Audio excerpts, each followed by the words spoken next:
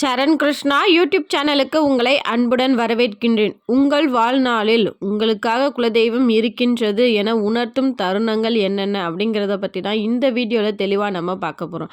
நம்ம சேனலில் உள்ள வீடியோவை ஃபஸ்ட் டைம் நீங்கள் பார்க்குறீங்கன்னா மறக்காமல் நம்ம சேனலை சப்ஸ்கிரைப் பண்ணி வச்சுக்கோங்க. நம்ம சேனலில் தொடர்ந்து குலதெய்வ பதிவுகள், ஆன்மீக தகவல்கள் வந்து கொண்டே இருக்கும். வாங்க வீடியோக்குள்ளே போகலாம். ஒவ்வொருத்தர் வாழ்விலும் குறிப்பிட்ட தருணங்களில் உங்களுக்காக நான் இருக்கேன் அப்படிங்கிறத குலதெய்வம் நிரூபிச்சிருக்கும். அது போன்ற தருணங்கள் நான் சொல்லும்போது உங்கள் வாழ்க்கையிலும் இது போன்ற நிகழ்வுகள் நடந்திருந்தால் மறக்காமல் எங்களோட கமெண்ட் செக்ஷனில் ஷேர் பண்ணிக்கோங்க. இதை பார்க்குற மற்றவர்கள் குலதெய்வத்தை முழுமையாக நம்பி வழிபட்டால் அவங்களோட வாழ்க்கை மேன்மை அடையும் போது அதற்கான பலன்கள் அனைத்தும் உங்களையே வந்து சேரும். ஒவ்வொருத்தர் வாழ்விலும் கட்டாயம் ஒரு பயணம் அப்படிங்கிறது நம்ம செஞ்சுக்கிட்டே தான் இருப்போம். அப்படி உங்கள் வாழ்க்கையில் நீங்கள் பயணம் செய்யும்போது அந்த பயணம் உங்களுக்கு நன்மை அளிக்குமானால் கட்டாயம் எந்த ஒரு தடையும் வராது. ஆனால் உங்களுக்கு அது தீங்கு விளைவிக்கும், உங்களுக்கு அது கஷ்டத்தை கொடுக்கும். நீங்கள் இந்த பயணத்தை மேற்கொண்டீங்கன்னா உங்களுக்கு மிகப்பெரிய ஆபத்து வரும் அப்படின்னா கண்டிப்பாக உங்கள் குலதெய்வம் உங்களுக்கு ஒரு சில அறிகுறியை உணர்த்தும். அது என்னன்னு பார்த்தீங்கன்னா, வீட்டில் கண்ணாடி உடையிறது, நீங்கள் போகிற வாகனங்கள் வீட்டிலேருந்து எடுக்கும்போதே பஞ்சர் ஆகுறது, இல்லை ஏதேதோ ஒரு ரிப்பேர் ஆகுறது, உங்கள் வீட்டில் வந்து எய்த்தாப்புல மரங்களோ இல்லை தென்னை மரம் வச்சுருந்தீங்கன்னா பச்சை மட்டை விழுவுவது, வீட்டில் பெரியவங்க போகும்போதே வேண்டாம்ப்பா நீ போகாத, எனக்கு போகிறது ஏதோ மனசுக்கு சரியாக படலை, இல்லை நிலைவாசல் தடுப்பது, இது போன்ற அறிகுறிகள்லாம் இருக்கும்போது, இல்லை உங்கள் பயணத்தில் தாமதம் ஏற்படுத்தும் போது நல்லா கவனிச்சிங்கன்னா இந்த நேரத்துக்கு நீங்கள் போனீங்கன்னா உங்களுக்கு ஆபத்து ஏற்படும் அப்படிங்கிறதுனால அந்த பயணத்தை தாமதப்படுத்தியிருக்கும். இல்லை இந்த பயணமே உங்களுக்கு கெடுதல் அப்படிங்கிறதுனால பல தடைகள் கொடுத்து அந்த பயணத்தையே தடுத்திருக்கும். இப்படி ஒவ்வொரு தருணங்கள்லையுமே நம்ம வாழ்க்கைக்கு எது நல்லதோ அதை மட்டுமே நமக்காக செய்ய காத்துட்ருக்கிற தெய்வம் தான் நம்ம குலதெய்வம். இரண்டாவது தருணம், உங்கள் குழந்தைங்க வாழ்க்கையில் ஒரு திருமணமாக இருக்கணும், இல்லை உங்கள் வாழ்க்கைக்கே ஒரு திருமணமாக இருக்கட்டும். அந்த திருமணம்ங்கிறது ஆயிரங்காலத்து பயிர் அப்படின்னு சொல்லுவோம். அந்த திருமண வாழ்க்கையை முறையாக முடிவெடுக்க உதவுவதும் உங்கள் குலதெய்வம் தான். ஏன்னா நிறைய வரன்கள் பார்ப்போம். அதில் ஒரு சில வரன்களை நல்ல வரன்கள் நினச்சி நம்ம போய் முடிக்கணும் அப்படின்னு நினைப்போம். ஆனால் அது இல்லைப்பா இது சரியில்லை அப்படின்னு அதை தட்டி விடுறது ஏதோ ஒரு ரூபத்தில் உங்கள் குலதெய்வமாக தான் இருக்கும். ஏன்னா குலதெய்வத்திற்கு கட்டாயம் தெரியும் வருங்காலமும் நிகழ்காலமும் என்ன அப்படின்னு. நமக்கு எது நன்மையோ அதற்கு எந்த தடையும் இல்லாமல் அதற்கு ஒத்துழைப்பு கொடுப்பதும் உங்கள் குலதெய்வம் தான். உங்களுக்கு அது கெடுதல் அப்படின்னா ஏதோ ஒரு வகையில் வந்து அதை தடுக்கிறதும் உங்கள் குலதெய்வமாக மட்டும்தான் இருக்கும். மூன்றாவது தருணம், ஒவ்வொரு வீட்லேயும் பெண்கள் பிரசவத்திற்கு போகும்போது அந்த வீட்டு குலசாமி அந்த பொண்ணுக்கு கட்டாயம் துணை நிற்கும்.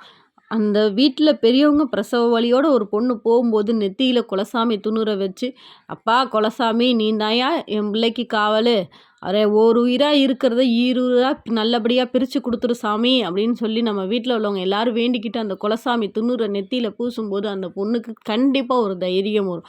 அந்த தைரியத்தோடய நல்லபடியாக அந்த பொண்ணு பிரசவமாகவும் அந்த இடத்துல அந்த பொண்ணுக்கு என்ன பயம் இருக்கோ அதை போக்குறது கட்டாயம் அந்த இடத்துல குலதெய்வம் யார் மூலியமாவது வந்து ஒரு ஆறுதல் வார்த்தை கொடுக்கும். ஒரு பக்கத்து பெட்டுக்காரவங்களா இருக்கலாம், இல்லைங்க இதெல்லாம் ஒன்றும் இல்லை சரியாக போயிடும், இல்லை ஏற்கனவே இரண்டாவது குழந்தை பேருக்காக வந்திருக்கிறவங்களா இருக்கலாம், இல்லை ஒன்றும் இல்லை எல்லாம் சரியாக போயிடும் அப்படின்னு அந்த பொண்ணுக்கான தைரியமான வார்த்தைகள் அந்த இடத்துல கொடுத்துக்கிட்டே இருக்கும் குலதெய்வம்.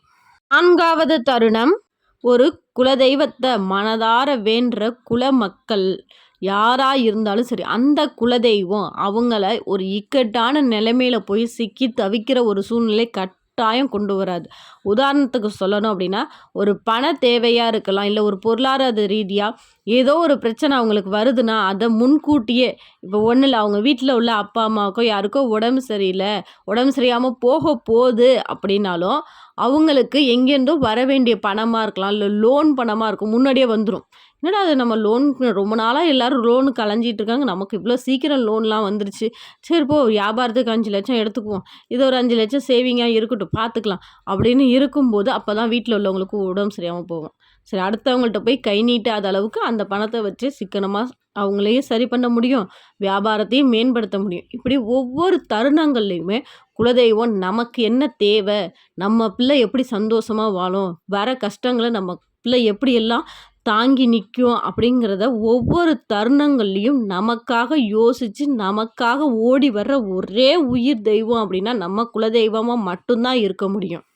5வது தருணம், இப்போ உங்கள் வீட்டில் முடியாத தாத்தா பாட்டி யாராவது இருந்தாங்க அப்படின்னா அவங்க மனசில் ஒரு நிறைய ஆசைகள்லாம் இருக்கும். ஆனால் அதெல்லாம் சொல்ல மாட்டாங்க. ஏன்னா, என்ன பாட்டி உனக்கு வேறு வேலையே இல்லையா, வயசான காலத்தில் செவனேன்னு இருக்க மாட்டியா, எல்லாரும் சொல்கிற வார்த்தை தான். அதனால் என்ன பண்ணுவாங்க, அவங்களுக்கு நிறைய பேரை பார்க்கணும், அவங்க பழக்கம் உள்ள ஆளுங்களெல்லாம் நிறைய பார்க்கணும் அப்படிங்கிற ஒரு ஏக்கம் அவங்க மனசில் இருந்துக்கிட்டே இருக்கும். அவங்க இறக்கும் தருவாயில், அதாவது அவங்க இறந்து போகிறாங்க அப்படின்னா அது குலதெய்வத்துக்கு தெரியும். சரி, உன் ஆசை என்னென்னவோ எல்லாத்தையும் நான் நிறைவேற்றுறேன் அப்படின்னு சொல்லி அவங்க யாரை பார்க்கணுன்னு நினச்சாங்களோ அவங்க எல்லாம் திடீர்னு வந்து பார்க்க வருவாங்க. உங்களுக்கே ஆச்சரியமாக இருக்கும், என்னடா அது வராத சொந்தக்காரங்க இவ்வளோ நாள் கழித்து வராங்க அப்படின்னு. திடீர்னு அவங்க நினச்சது எல்லாம் அவங்களுக்கு நடக்கும்.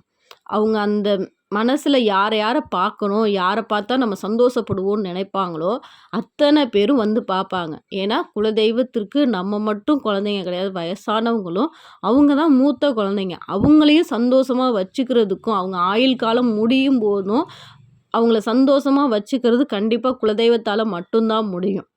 இது போன்ற தருணங்கள்லாம் உங்கள் வீட்டில் உங்கள் வாழ்க்கையில் நடந்துருச்சு, எனக்கும் இது போல் நடந்திருக்கு அப்படின்னா மறக்காமல் எங்களோட கமெண்ட் செக்ஷனில் ஷேர் பண்ணிக்கோங்க.